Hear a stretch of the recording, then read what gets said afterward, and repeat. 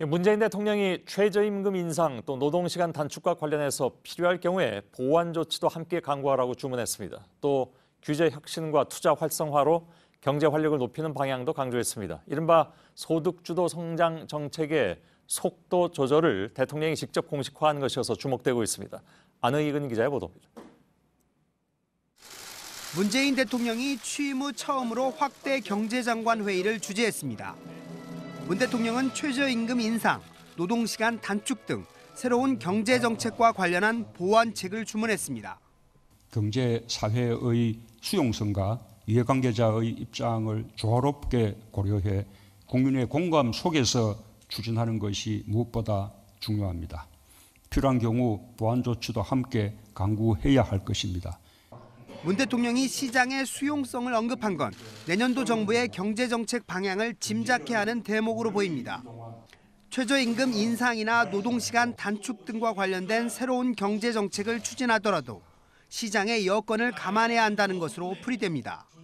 또 좋은 일자리를 더 많이 만들고 서민과 소상공인, 자영업의 어려움을 해결하지 않으면 안 된다며 경제 활력을 높이기 위한 정책에도 중점을 두라고 했습니다. 다만 함께 잘 사는 포용적 성장 기조에 대한 원칙도 재확인했습니다. 정부가 바뀌어도 포용의 가치는 바꿀 수 없는 핵심 목표입니다. 함께 잘 사는 포용국가에 대한 확신을 가져주길 바랍니다. JTBC 안의근입니다. 소득주도 성장에서 이처럼 정부가 속도 조절에 나서면서 정책의 무게중심이 돈을 좀 더 돌릴 수 있는 쪽으로 옮겨가고 있습니다. 대표적인 것은 투자 활성화입니다. 대기업들의 투자를 앞당기도록 독려하는 한편 이른바 생활 밀착형 SOC라고 하죠. 체육, 복지시설에 대한 정부의 투자도 크게 늘리기로 했습니다. 이것이 우리 경제에 어떤 신호를 줄지는 물론 지켜봐야 합니다. 성화선 기자입니다. 현대차가 105층 규모로 글로벌 비즈니스 센터를 짓기로 한 서울 삼성동 부지입니다. 4년 전 한국전력으로부터 사들였는데 수도권 정비위원회 심의를 통과하지 못해 아직 첫 삽도 뜨지 못했습니다. 정부는 인구 집중 문제를 해소할 방안만 합의되면 내년 1월 심의를 마무리해 상반기에는 착공할 수 있도록 할 계획입니다. 또 SK하이닉스의 반도체 특화 클러스터, K-팝 공연장 등 대규모 민간 프로젝트도 지원할 예정입니다. 총 투자 규모만 6조 원 이상이라 직접적으로 일자리를 늘리는 효과가 있을 것이란 기대입니다. 정부의 공공 인프라 투자도 늘어납니다.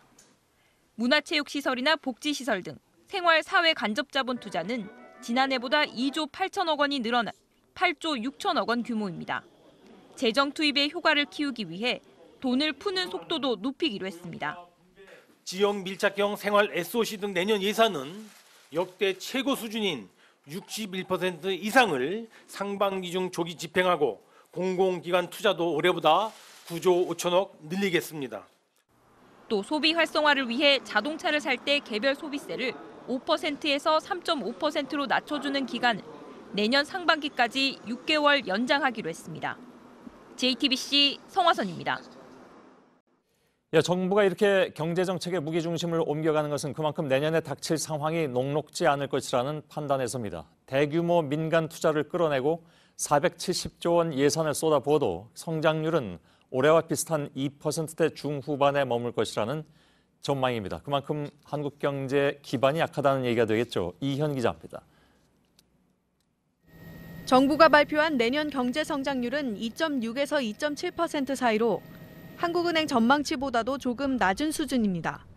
그나마도 오늘 발표한 경제정책의 효과를 다 반영했을 때 이 정도 성장률이 나온다는 이야기입니다. 2.6 내지 2.7에는 상당 부분 정부가 반드시 경제 활력을 높이고 해서 성장률 견인도 하겠다는 정책 의지도 상당 부분 많이 반영돼 있다는 말씀을 드립니다. 정부가 밝힌 우선 과제는 성장 둔화가 가계와 기업의 심리를 위축시키고 일자리 상황 악화로 이어지는 악순환을 막는 겁니다. 이를 위해 공공지출을 늘리고 기업 규제를 풀어 민간 소비와 투자 둔화 속도를 늦추고 일자리 예산을 올해보다 3조 7천억 원 늘려 월평균 취업자 증가폭을 15만 명까지 끌어올린다는 계획입니다. 전문가들은 나라 돈을 푸는 게 단기적으로는 효과가 있을 거라고 평가합니다. 하지만 성장 잠재력을 끌어올리기 위해선 노사정의 대화와 타협이 필수적이란 지적입니다. 정부가 밝힌 최저임금 결정구조 개편, 탄력근로제 단위기간 확대 모두 노동계가 강하게 반대하고 있습니다. 공유경제 활성화 역시 이해관계자들의 갈등을 조정하는 게 관건입니다. 내국인을 대상으로 숙박공유 사업을 확대하는 것은 숙박업체들이, 카쉐어링 서비스는 택시업계가 생존권 위협이라며 반발하고 있습니다. JTBC 이현입니다. 태안 화력발전소에서 김용균 씨가 사고로 숨진 지 엿새 만에 관련 부처 장관들이 사과했습니다.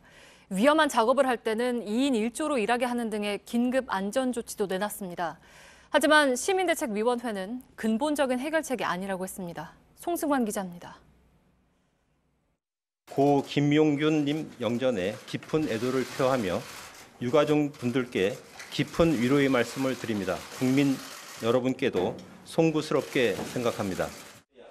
오늘 산업통상자원부와 고용노동부는 이번 태안 화력발전소 사고에 대해서 합동 대책을 내놓았습니다. 고인은 배치 3개월 만에 혼자 밤샘 근무를 하다가 컨베이어 벨트에 사고를 당했습니다. 정부는 앞으로 모든 석탄 발전소에서 위험한 설비를 점검할 때는 2인 1조로 근무하도록 하고 경력 6개월 미만의 직원은 혼자서 작업을 하지 못하도록 했습니다. 문재인 대통령도 오늘 청와대 회의에서 사고 조사를 철저히 하라고 지시했습니다. 발판 하나, 벨트 하나까지 꼼꼼하게 살펴 실태를 제대로 파악하고 재발 방지 대책을 마련해 주길 바랍니다. 하지만 시민대책위원회는 현장 인력이 부족한 상황에서 2인 1조 근무는 점검 범위가 2배로 늘어나는 셈이라고 지적했습니다.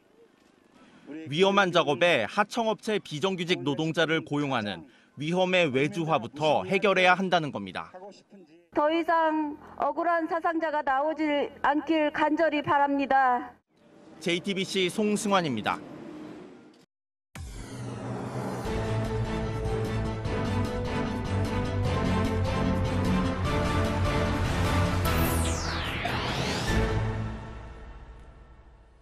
예, 뉴스룸의 앵커 브리핑을 시작하겠습니다.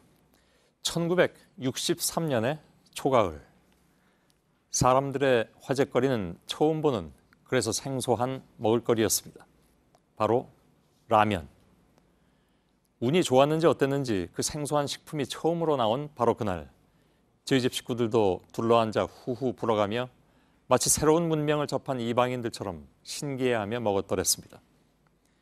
꼬불꼬불한 면발의 이 인스턴트 식품은 단박에 한국 사회의 식문화를 바꿔놓았죠. 아니, 사실은 식문화에 그치지 않았습니다. 적어도 63년 초가을의 어느 날 점심때까지는 모든 사람들이 이 꼬불꼬불한 면발의 새로운 식품이 그 이후의 세상을 그렇게 정치경제학적으로 지배하게 될 줄은 몰랐던 것이죠. 그로부터 대략 10년이 지나 라보떼라는 신조어가 태어납니다. 라보떼란 라면으로 보통 끼니를 때운다의 줄임말. 산업화가 한창이던 1970, 80년대 구로공단에서 시작돼서 모든 배고픈 젊은이들의 유행어가 됐습니다. 하루 24시간 쉼없이 미싱이 돌아가던 시절에 공단의 여공들은 아침조와 저녁조가 함께 방을 빌린 이부제 새방에서 라면을 끓여 먹으며 고된 노동을 버텨냈습니다. 하필 그 면발은 그리 소화가 잘 되질 않아서 찬밥덩이와 함께 말아 먹으면 꽤 오래 더부룩하게 남아 있었고, 그것이 노동 중의 배고픔을 되레 잊게 해주었다는 씁쓸한 분석까지 겸하여 김이 무럭무럭 나는 큰 냄비를 올려놓고 둘러앉았을 때 상하 좌우의 눈치를 봐가며 젓가락을 돌려야 한다. 그 눈치가 라면의 맛을 배가시킨다.